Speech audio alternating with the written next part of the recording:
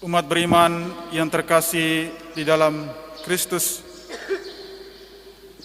hidup kita senantiasa dihadapkan dengan berbagai rupa pilihan. Bahkan mulai dari kita bangun tidur, kita dihadapkan pada pilihan. Apakah kita terus tidur ataukah bangun? Ataukah kita akan mengikuti misa online ataukah tetap tidur? Setiap pilihan mengandung konsekuensi. Ada pilihan yang konsekuensinya berdampak kecil, ada yang berdampak besar, dan ada pula yang berdampak untuk kehidupan yang kekal.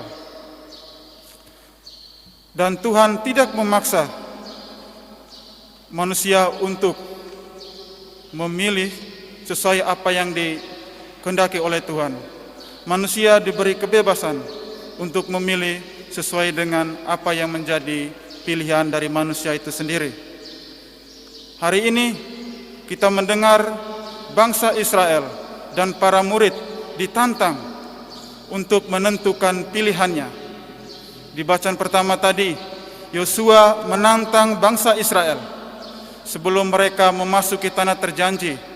Apakah mereka akan mentaati, menyembah, dan mengikuti Allah-Allah lain, Allah-Allah dari bangsa-bangsa di sekitar mereka, ataukah mereka tetap mengikuti dan menyembah Allah Israel yang sudah menuntun dan membimbing mereka selama 40 hari 40 malam.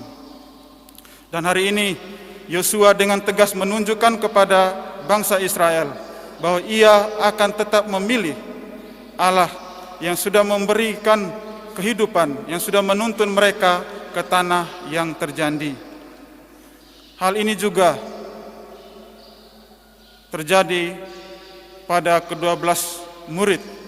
Mereka ditantang oleh Yesus karena begitu banyak murid-murid lainnya yang meninggalkan Yesus oleh karena ajaran dan perkataannya tentang roti yang hidup. Kalau kita menyimak dengan baik teks Yohanes 6 pada hari ini merupakan teks terakhir dari rangkaian ajaran Yesus tentang roti hidup.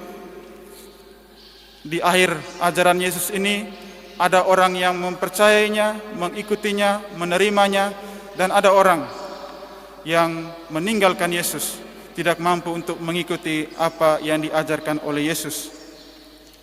Sama saudara dan saudari yang terkasih, para murid ditantang oleh Yesus. Apakah kamu juga tidak pergi? Dan dengan tegas Simon Petrus menjawab, Tuhan, kepada siapakah kami akan pergi? Sabdamu adalah sabda hidup yang kekal. Kami telah percaya dan tahu bahwa Engkau adalah yang kudus dari Allah. Saudara-saudari yang terkasih, jawaban bangsa Israel dan jawaban Petrus merupakan ungkapan kepercayaan yang teguh kepada Tuhan. Jawaban ini memang dapat dimengerti karena mereka sudah mengalami dan merasakan betapa besarnya cinta Allah, cinta Yesus kepada bangsa Israel dan juga kepada para muridnya. Mereka sudah merasakan bagaimana Allah mendampingi mereka, menuntun mereka, menjauhkan mereka dari segala macam aral rintangan. Dan Allah sudah menunjukkan bukti, bukan janji. Maka sudah layak dan sepantasnya mereka menyerahkan diri kepada Tuhan dan beribadat kepadanya. Sesama saudara dan saudari yang terkasih, apa pesan untuk kita dari bacaan-bacaan yang diperdengarkan kepada kita? Dewasa ini ada begitu banyak tawaran yang menggiurkan yang disodorkan oleh dunia kepada kita manusia. Banyak orang yang tergoda dan jatuh di dalamnya.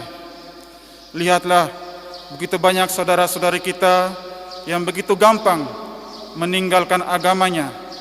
Banyak orang meninggalkan Yesus hanya karena ingin menikah dengan wanita dan pemuda idamannya. Begitu gampang orang mengorbankan imannya demi mencapai kekuasaan, mengejar karir, mencari harta, dan mendapat kekuasaan. Di lain pihak, saudara-saudari, Ada begitu banyak orang yang kurang serius dengan imannya, kurang berkomitmen dengan imannya. Kita tentu berbangga karena ada banyak orang Katolik yang hidup setia pada imannya, menghayati kekatolikannya dengan segala jatuh bangunnya, tetap mempertahankan imannya. Tapi juga tidak dapat dipungkiri, saudara-saudari, begitu banyak orang dengan gagah dan berani menyatakan dirinya sebagai orang Katolik, tetapi hidupnya seringkali seakan-akan tidak pernah mengenal ajaran Katolik, bahkan melawan ajaran Katolik, dan mereka larut dalam dunia yang justru berlawanan dengan apa yang menjadi ajaran Yesus Kristus. Banyak suami istri yang diberkati secara Katolik memilih pisah, hidup dalam perkawinan yang tidak sah.